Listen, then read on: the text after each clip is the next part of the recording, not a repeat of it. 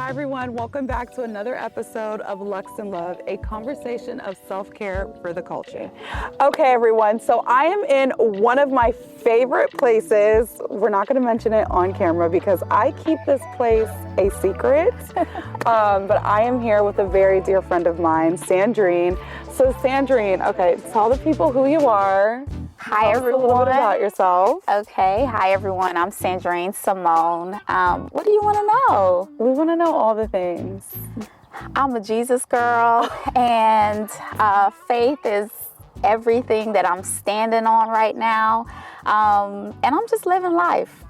I love that. Yeah. That's like one of the things that I feel like has kept like our relationship like strong. Yeah. It's just like your testimony and just how rooted you are in your faith it's so inspiring. Oh. And so I'm just like, I need to keep you close. Listen, it's been a journey though. I would just say being a Christian is not an easy walk. Right. And you have to really understand and know what it means to have faith that is unwavering. Right. And that is grounded, because when things arise, it becomes... No, you can go. It's okay. Okay. Just, like things happen in life and your faith will be tested, but Right. when it's anchored, then you know that you just got to trust God through it. And so it hasn't been an easy walk, but I'm happy to know that sisters like you, I can call on, you can call on me, and we can say, listen, we got this, you know, so. Exactly. Okay, so as you're talking, I'm trying to think, how did we meet? So Do you remember? I don't remember the exact event, but I do remember it was you. Think Tank was Think Global. That's Think so funny. Global. People call it Think Tank. Oh, really? But it was Think Global. Yeah, and you all had an event at the workspace, and that I my had. friend Gabrielle. Which everyone, if you don't know, Think Global was my previous company, which led me to Miami, Florida, but that closed down in April of 2021. Yeah. So I think we met like right before then. Oh, Gabby. Yes. Oh my gosh. Yes, I remember. Yes. Okay. But you met Gabby in Atlanta. I met Gabby here, actually. So You had just moved. moved back. I'm from Miami. That's right. Girl, I forget that because you so do not give me Miami. That's the first thing you said to me when I Yes. met you. And you were like, where are you from? And I was like, I'm from Miami. You was like, you don't give me the Miami vibes. I'm like, what is a Miami Miami vibe? women are very rude and mean. Like, I have to be honest. I Yeah. can understand now that I've been here for 6 years, I can see why they're a little rough Yeah. at first, Yeah. but then they soften. But I will say every Miami woman that I've met that went off to college, sweet as pie. Really? And I think that's because they had an opportunity to experience that. You don't have to be so hard. Like, you know what? there's good people out there. I'm going to say it's probably just a cultural thing, and sometimes other parts of the United States don't understand the Miami culture or vibe. I don't like that. You don't like it? No, because I remember even when I was like dating, I remember this guy told me that I need to stop smiling and that I was too friendly. What? I speak to everyone that speaks to me. I'm like, well, the proper thing to do is say hi, right? Like, Yeah. And he didn't like that. no. He was from Miami Yeah. side? It's different. It's different. different. But I think, it's just the Miami culture. It's a thing. Yeah, it is. It's a but thing. I'm so happy that you don't have that in you. Okay, well. You're friendly. She's very friendly and nice. So you can say hi to her and she won't want to bite your head. No, I'll say hi back for sure. I've always been a hi girl, a hugger. Right, So, me too. Yeah. Okay, so one of the things that I want the people to know is your trip to Africa. well, okay, yeah. It was like, can you walk us through that? I remember you telling me that you're going. Well, no, when I first met you, you told me that you were going to be moving. Yes, so I think so. We saw each other at a gym class. After I met you at the event, we were going to the same work Yes. out space place. And we spoke. And this is when I was like, I'm getting ready to move and live internationally. He was like, oh, that is going to be so good. And I was like, why are you so hyped about it? You told me you used to live in London Yeah. for some time. And I was like, oh, so I can, get that energy. But what led me to move is that what I think, I know a lot of things was hitting me at once. My mom had stage 3 colon cancer. I worked in corporate in Washington, D.C. for a very long time, and things were just changing and transitioning, and everything was just coming down on me because I was my mother's caregiver. And that's what led me to move back to Miami from Washington, D.C. And it became overwhelming, and I was using the gym as a form of release and therapy, but it just wasn't enough.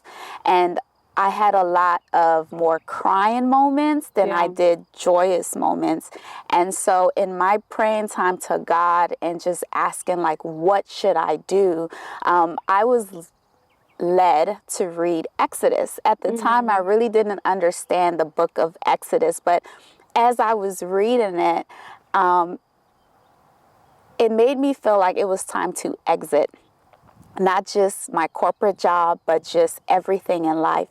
And so fast forward, my mom's, we got through the chemo and all the things, and she was home feeling better, recovering.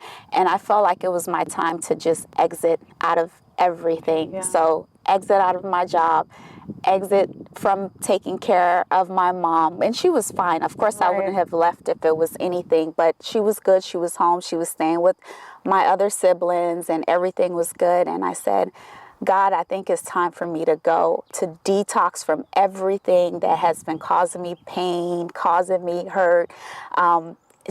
Just leave it all behind. And I finally made a decision. So I didn't go to Africa at first. I moved to Bali. Right, Bali, yeah. I moved to Bali.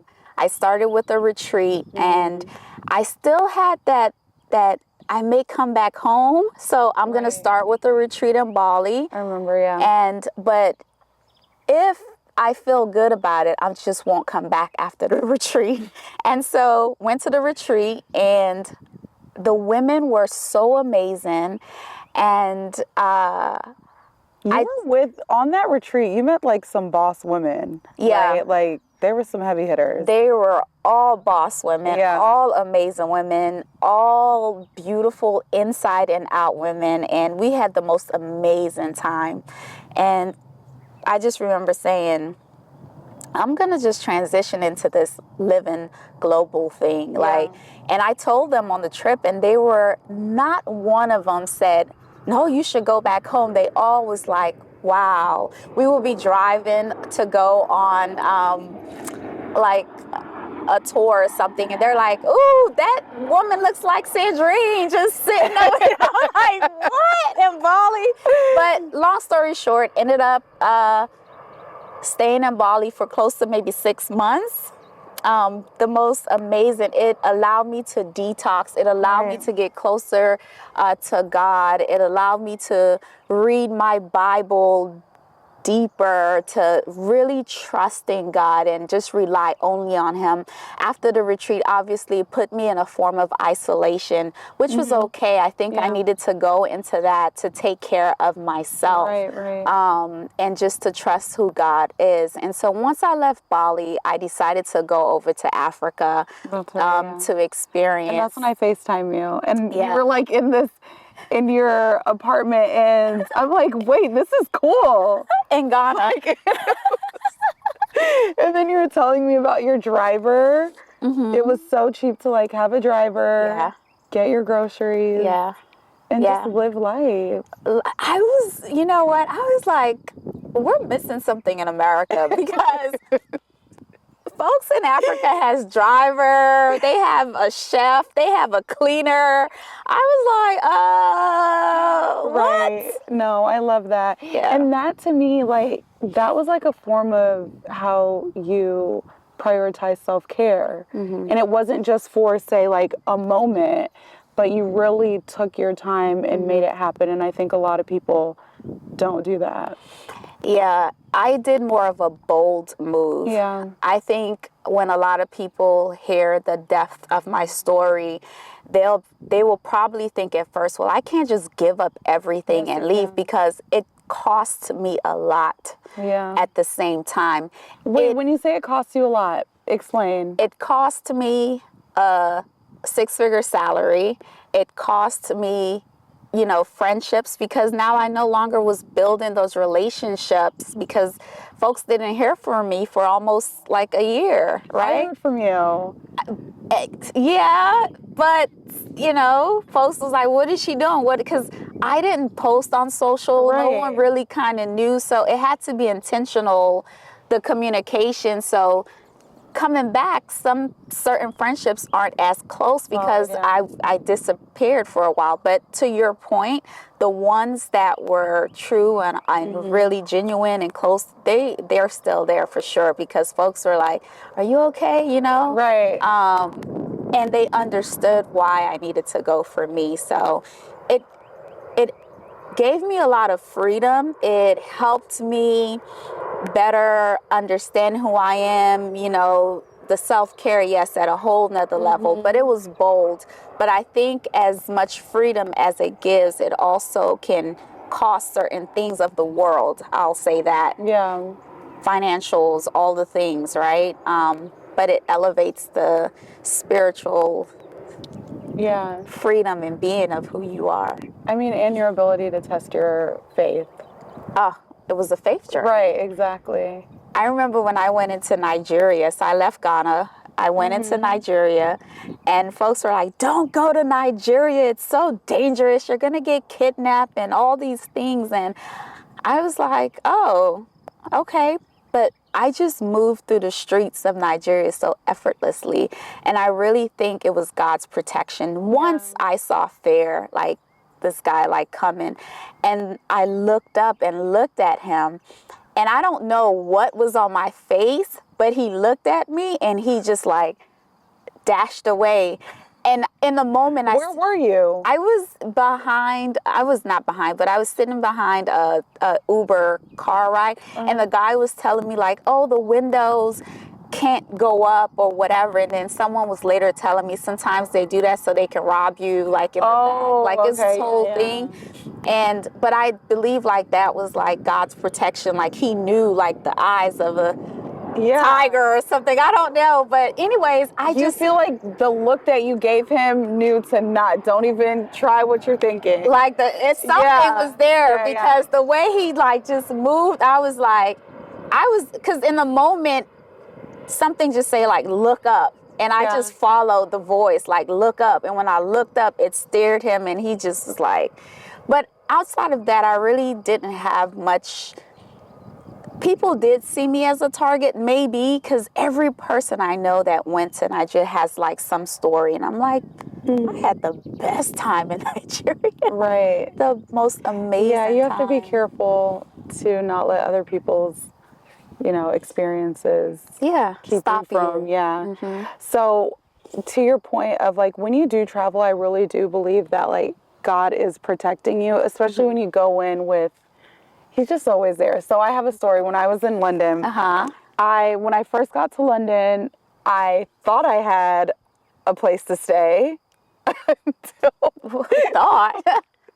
So when I first got to London, I ended up, and this is, mind you, Airbnb is just now starting out. Like Joe Gebbia is like working his way up the entrepreneur ladder. And he was just an entrepreneur that I had admired since I was in college.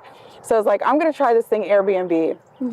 And so I booked an Airbnb because my flat was not going to be ready for 2 weeks. And because apparently there was a person living there, right?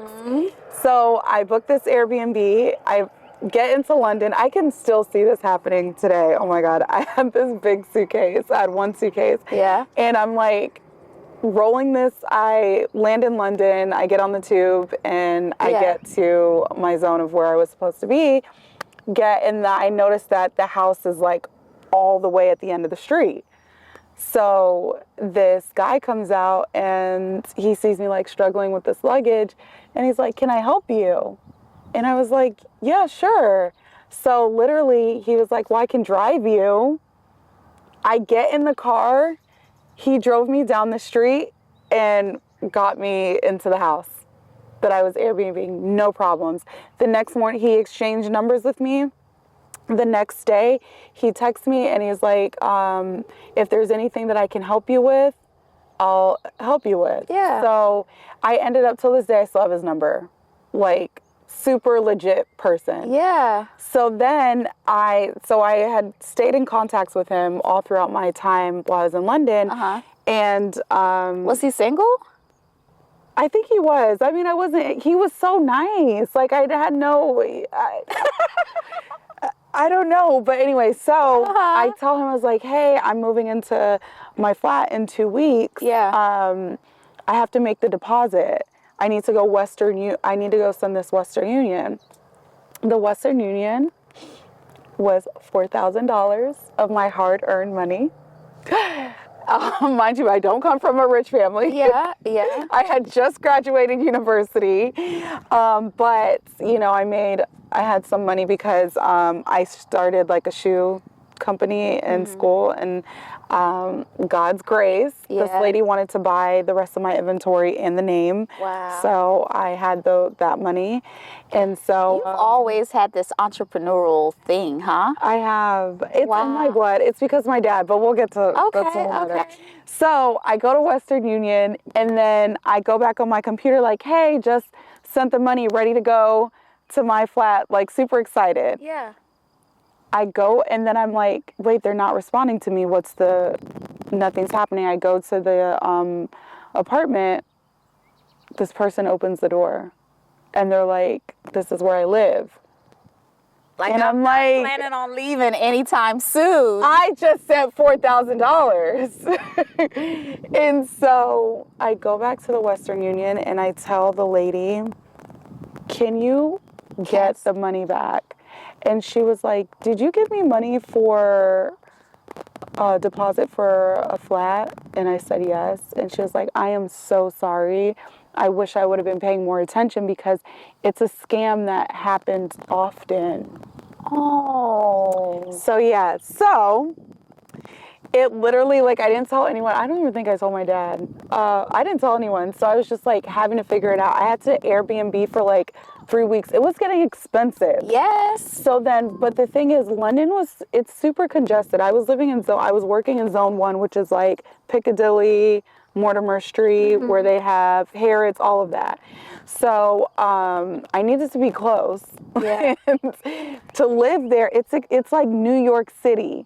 So you have to go. I'm literally apartment shopping every day. Oh my. You have to have the money in your pocket to be like, "Hey, this is going to be my room. Like, I'm going to stay here."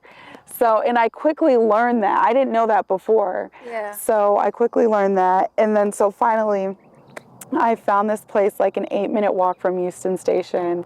And it was like a 10-minute walk to work. And it was a tiny, tiny flat with, I can believe that, 2 rooms, and per room, guess how many people slept in it? 2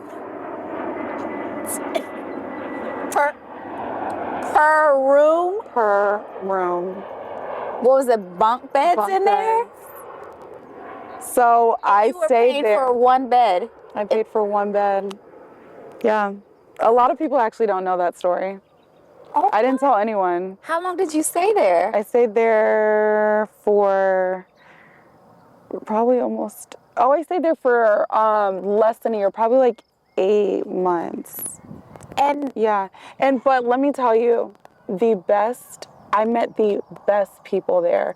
My flat, the girl that was staying in the same room with me, Amna, she is actually the person who designed the spa for me when I first opened.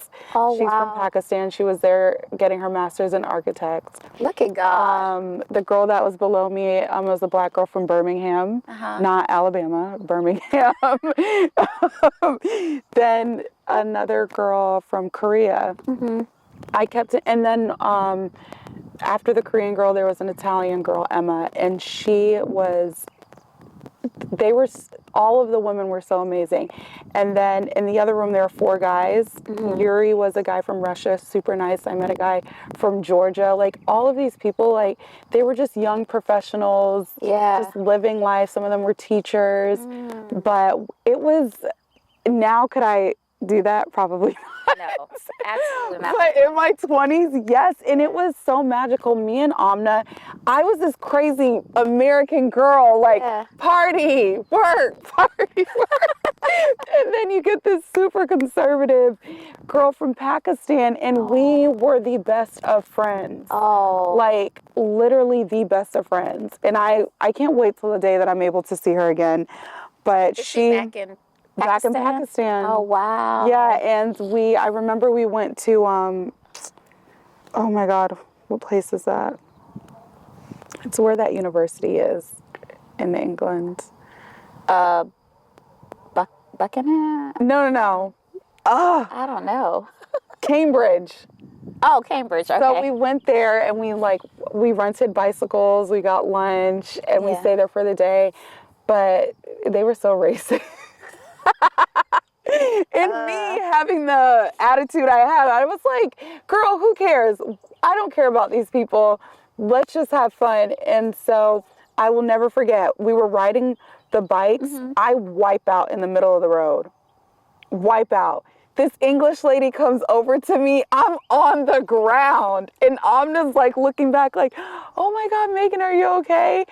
And the English lady is over my body telling me, like, that's what you get for not riding on the right side of the road. And she called me, like, I can't even remember the name, but apparently it was like some racist. So instead of trying to help you, she did not help me. I had no care in the world. Oh my gosh. She just wanted to just chew me out. Yeah. But anyway, with that being said, yes, But I do want to say, though, I love that story, and I love how the right people was in the right place for exactly what you needed. Yes. Because if you had that $4,000 flat, you lost something, but you gained so much more, which was lifelong friendships. And that is the beautiful thing about taking these risks in life and doing something as living abroad or whatever. Is you meet the most beautiful people. Like, I have one of my bestest friend that I met in Ghana now because we talk every single day.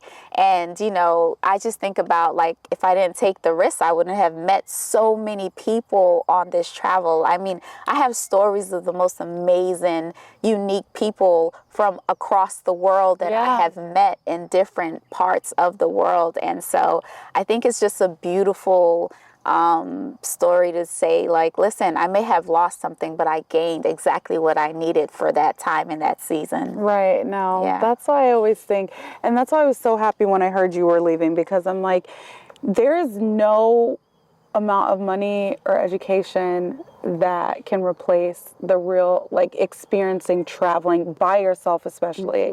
Like, you learn so much and you connect with people that, if you're with your friends, you're probably not going to meet. But it's just, I'll never forget those years ever. And I was so happy. Not that I'm not happy now, but I was even as I'm talking, I remember just being excited. Walking. I walked in London at 3 a.m. in the morning. And felt by myself. Perfectly fine, I was not scared, nothing. Here, I can't even walk to a front door I'm constantly like, oh my God, who's there? But no, so. No, I get it. I totally get it. And I think unless people get to experience that, I met, like, this girl, I'm writing a book, so I'm telling these different stories in these different countries, but I'm telling the story about this girl Tammy that I met. She's Indonesian, and the first night we met each other, I was on the back of her moped, like swaying through the streets of Bali. And it sounds so crazy, but she was like the bestest person. She's like, come on, Sandrine, and let's go. And we went to like about 4 events because it was like a festival happening. And, you know, and if I was here in America, I would not have gotten in the back of anybody's bike, going to nothing. But it's something about being in another country and being so vulnerable and allowing the trust of, okay, I'm going to trust you. Yeah.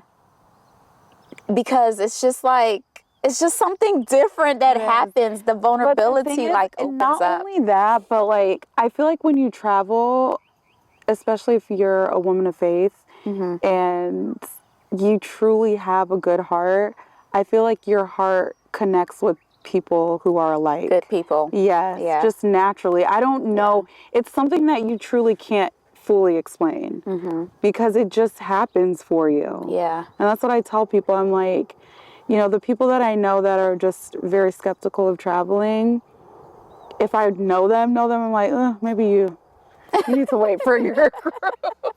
You probably won't meet the best of people.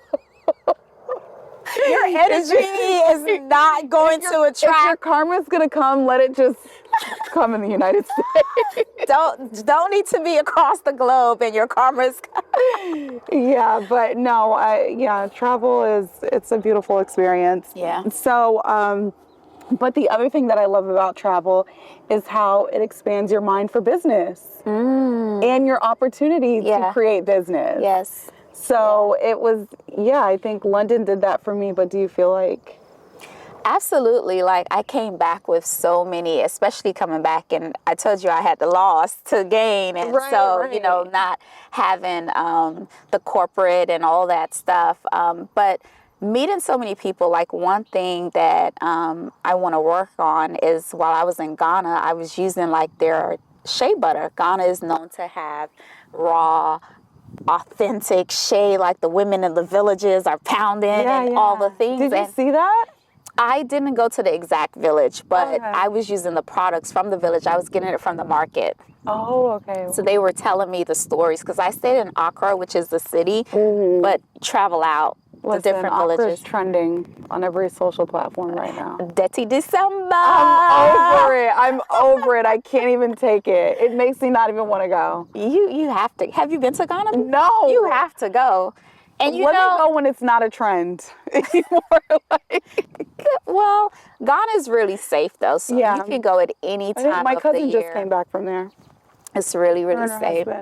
But yeah, so now I'm thinking of ways of how I can use the shea butter and create. But in my mind, I want to create a product with it because I love the way it felt on my skin. I love, and just it being from Mama Africa, it's like, oh, yeah, you know, that melanated skin, it's like, yeah.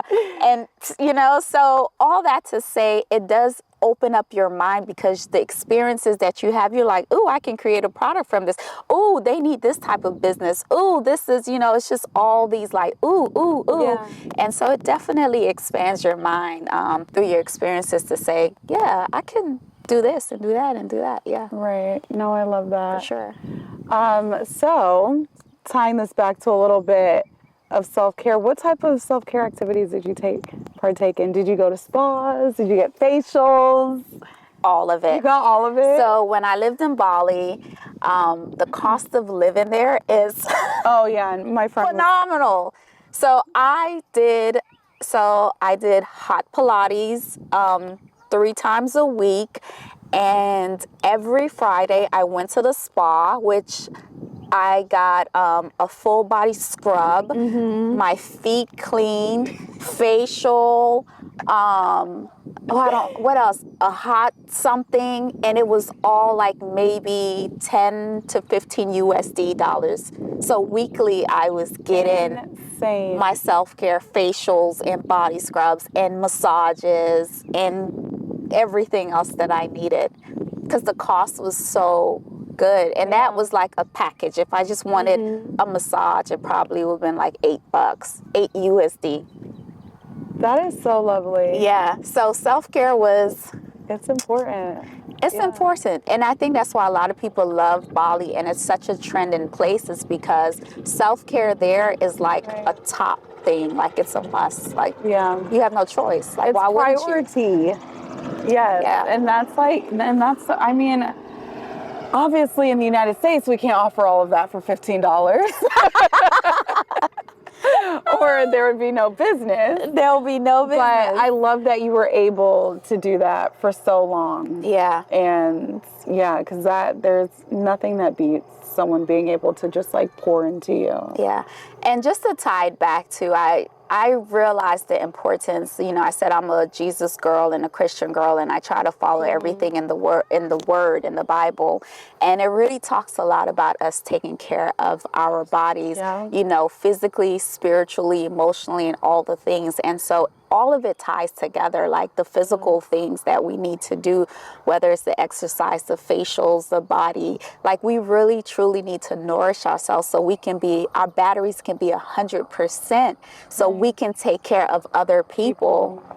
Like it's really is a thing. Hence why I come out here and take care of myself. Yeah. So I can pour into my community. I know you're not telling them what this place is, but now that I know, you're going to come, right? I'm going to have my own blanket. I'm going to be sitting right over there and be like, hey, girl. You're going to be like, I would love that. Yes. Bring your lunch out here. I sure am. Bring my laptop. Yes. And I'll be like, this out gorgeous. here, you can create, without the noise of everything. Yeah. And that's what I love the most. It truly feels like you're like in a whole different part of somewhere. Like you're not realizing like we're in South Florida. Right. Like, no. It feels like you're somewhere different for sure. It's gorgeous. And then just wait till you see the horses come by. Wow. Oh my God. So lovely. Wow. I love it. So, okay, to wrap this up, because I know I told Jason that I wasn't going to make this an hour. How long has it been? 30 minutes? Yes! Okay, so I want to know, out of all of our melanated products, which one is your favorite? So we have our have you used our golden hour? Yeah. Body oil? I actually used it right before we started. But you've gotten a facial. I've done your facial. You have. And I got the product, so you've used these. So, okay, so if there was a product that you had to choose, which one do you think that which one would be your hero product? Serum, enzyme, toner, or body oil? Or hyaluronic acid. Do we have hyaluronic acid? Oh, I don't have that on display. You don't have it on display. Does it have to be something? Well, I will say for me, I'm going with the body oil. I know. I'm a body oil girl. I need it to be all over. I told you that shea butter, I was all over type of thing. So this will be the golden hour. And I've used this and I love it. So I love that. Yeah. The golden hour is the bomb. All right. So as we wrap this up, I'm going to pour us a glass of rosé. Tilt, please. Tilt. Thank you. Okay. And we're going to cheers. Oh, shoot. Wait. This has to match. Okay. Oh, my gosh. How adorable. Okay. So, cheers to a good life. And lots of nature loving activities. Cheers to me still in your new nature spot. Thank you, girl. Cheers. Cheers. You're welcome here anytime. Anytime. Yes. All right, everyone. So that is a wrap of our, what is this? 5th episode? Okay, episode 5 of Luxe and Love, out here in one of my favorite places, which I'm not going to name, but if you're lucky enough, I'll let you know if I like you enough. But anyway, make sure you subscribe to our YouTube channel, Melanated Beauty Spa. Check us out on IG and visit our website. And always remember, self-care is not selfish. It is a priority. So make sure you take care of yourself. Yes.